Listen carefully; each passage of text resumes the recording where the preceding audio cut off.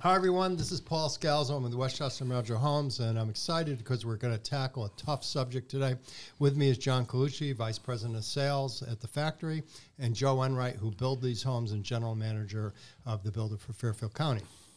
So, understanding a budget before you order a home. I'm just going to let you jump in, Joe, because tell me the issues when you don't have a budget or when you're trying to help someone, why it hinders the helping process. Yeah, that taboo word, getting the budget.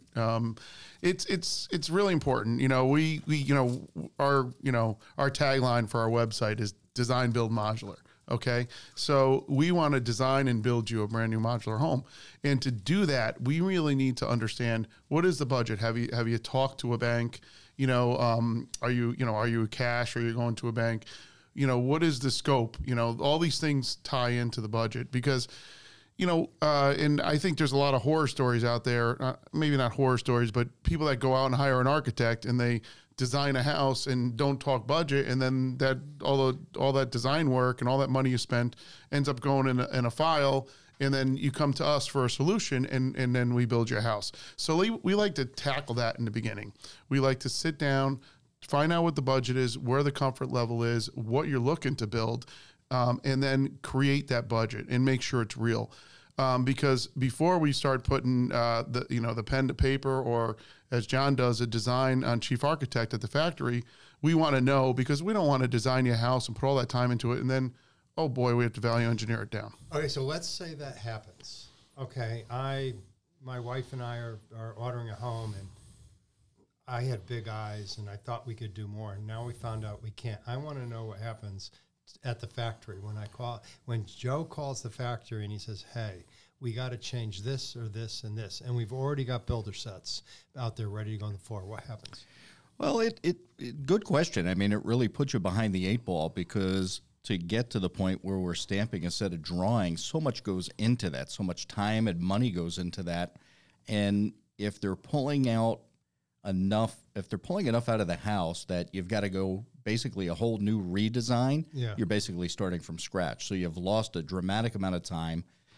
You've lost a dramatic amount of money, just because to get to the point of stamp plans, it's a big cost. Well, educate me. How many sets of plans are at the factory before it goes to the floor? Is there a plumbing section, electrical? I mean, tell me how many sets there are. Well, to the point where we're let's start with a set of stamp plans that you would use to go and get a building permit, right? Okay. Unlike many, many years ago, now we're required to go to a structural engineer. So not only are we drawing your plans, we're going to a structural engineer to make sure that the house meets all the new wind load criteria that's out there, all the new code requirements. Energy codes have become a big one as well. But we've got to do a whole structural makeup on that house before we can get it approved by our third-party agency. So you're talking... How much time? You could be talking 10 weeks to get a set of stamped drawings for a house that is custom, because it's truly a custom house. Mm-hmm. So, on occasion we've gotten to a point where maybe budget comes into play, and if you as the builder don't understand what that budget is, and you over-design the house, to your point, where have we gone? We're going backwards. 50-page set of builder set of plans. Do you charge me anymore? Absolutely. I mean, basically, I've just gone through a whole set of drawings, and I've gotten them approved, and I've paid to get those approved that I basically can't use. Oh, so yeah, you're being charged for the cost of doing that first set of drawings. Give me a worst case example. You're dealing with somebody, they met an architect, they did all they had to do. You go to the factory, you drew some plans, and now they say, oh, my budget isn't what I thought it was. Maybe there was a supply chain problem, or maybe they went to go pick out appliances and they went up in value. Yeah, I got to be honest. I mean, that really doesn't happen too often. The supply chain thing aside, because that is obviously out of our control on the upfront part. I feel that the business that I'm in, John's in, you're in, we're lucky because we're a modular home builder. So we're very predictable. We know what it's going to cost from that sill plate up. So we can tell our clients with confidence that you can sign right here and I can build you that from the sill plate up. Now, that's all fine, but we have to understand some other costs like the sill plate down. So sometimes we have to make sure we have enough contingencies in there and, per the lot. So every lot's different. Is it a long driveway? Is it a short driveway? Is it a tear down? Is it ledgy or wet? So all these things, that's where some more costs come in. So, I have gone back to the factory and said, look, it turns out that we are anticipating ledge now. We're going to, maybe knock out, maybe not do a 2-car or 3-car garage. We're going to go out to a 2-car garage or something like that. I've done that in the past. But, the point is that it's so important for when we all meet together to work efficiently, to really understand. And everybody, I've done renovating at my house and changed things at my house, and I always want the sky. And then you always, you got to ratchet it down. So we talk about it all, and we try to get to a really good scope of work. Have you upped your contingency in the for them in the budget? I mean, do you have a contingency there for a buyer? The only contingencies would be for site work things. And when I say contingency, I say allowances. And even that is, because, people are counting on us to be right, and it's really impossible for us to be right. So all we can do is work from our experience, saying, look, we did something similar. It was, X, Y, Z or whatever it is, and we try to put those allowances. Well, I want the public to understand, though, once you bid it out, I mean, you have the price. The the problem is, and what you're saying is, they didn't have a plan yet, let's say from an engineer, to give it to an excavator to bid. 100% correct. All right. Until John was speaking about the builder sets, okay? So once we have those builder sets, we typically have taken the actual footprint from them and put them on a site plan. So usually that site plan comes before the builder sets, so we can get final pricing on that septic or site work package or whatever it might be, to remove that word allowance. So I'm going to even back up further. Before they even come meet you, do they go to a lender? Is that to get, so I want to build a home. Me and my wife work. We have salaries. We make X amount of dollars, but we don't know how much we can quite afford. Absolutely. Yeah, so we have go-to banks, whether we're building here in Connecticut or in Massachusetts, that you can do simple pre-qualifications. And for a lot of folks, it's about the payment. Some other folks, it's just, this is how much we're going to spend, so depending on the interest rates and stuff, how much you can borrow is really going to determine the budget, I would think, and how much money, cash you want to bring in. What percentage of your people have a lot or tear down house? Maybe I'm going to reverse it. What percentage of people don't have a lot and they're going to buy a lot and build a house? That don't have a lot. So they have to go find a lot. Yeah, so I would say small. At least 50% or just really? Yeah, we get tons of leads with people without land. So we're affiliated with a real estate company, so that helps us. Tag them to somebody that can help them find a lot. Sometimes we know about lots, or in some cases we banked lots, or the factory even has lots. So it is I wouldn't hesitate to call us even if you don't have land, because we can help you from beginning to end. Yeah. What's interesting from my perspective is that the cost of land really hasn't gone up that much. No. It's comparably to the cost of housing. Yeah. And I think that may be one of the things why new construction is such a good value right now. You make money on new construction right now. Yes. Yeah. Are you experiencing the same thing with your builders, John? We are. Yeah. Yeah, exactly. Yeah. The question is just getting the process going. Yeah.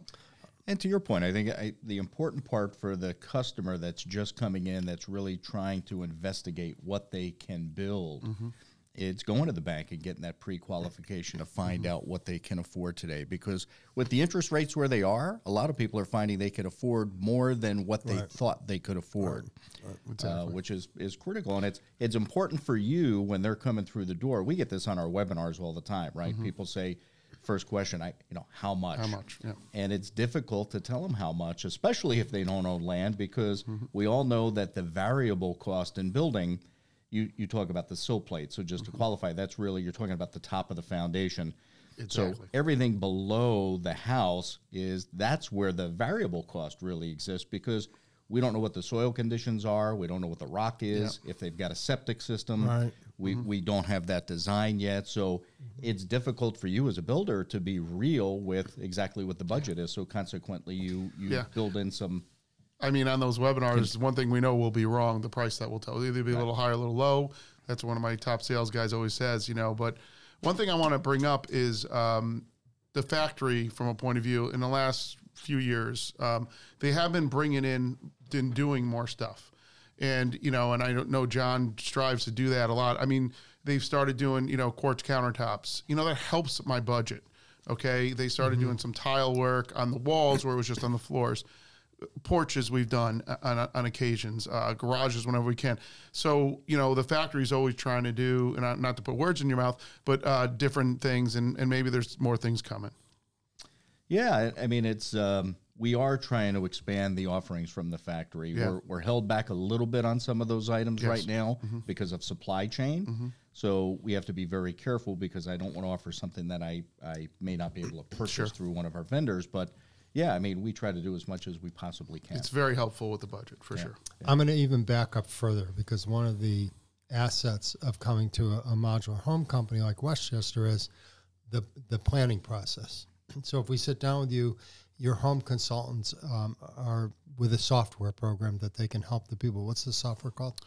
Chief Architect for Right. design. So if somebody came in with a napkin or an idea or a plan off the web and said, here, you could actually take your chief architect, change what they want, and what's nice is make a phone call to the factory and let's say in 48 hours have a price of the house.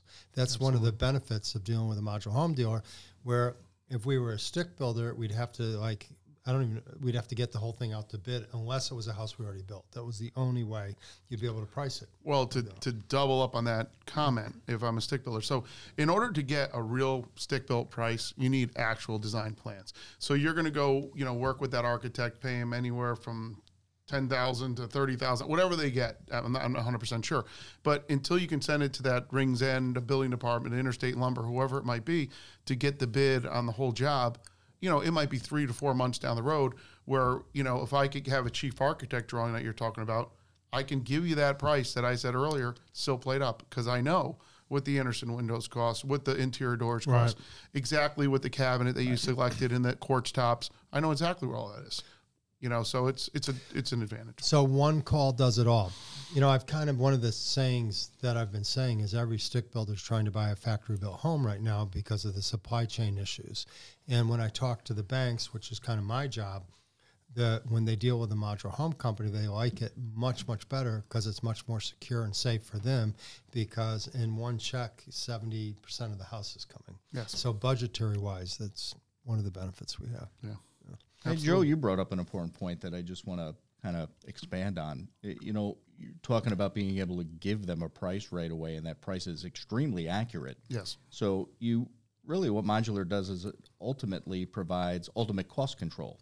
Exactly. To you, which is a benefit to the customer. So there's not going to be huge variables in the price because the spreadsheet that we have that all my salespeople are armed with gives you a price that's extremely accurate. Absolutely. And what I like about it, and I have a spreadsheet that's attached to that is if it's in there, you're getting it. In other words, it's not like just throw a number. It's real. So it's for each door, it's for each window. Like I said before, each square footage of 9-foot ceilings. What's the roof pitch? All these things. I mean, not to bore everybody, but it's that detailed. But it's an advantage. So this has been informative for me, and I'm sure it is for other people that watch this. So thank you, John Colucci and Joe Enright, and I hope you enjoyed this. Thank you. Absolutely did. Thanks, Paul.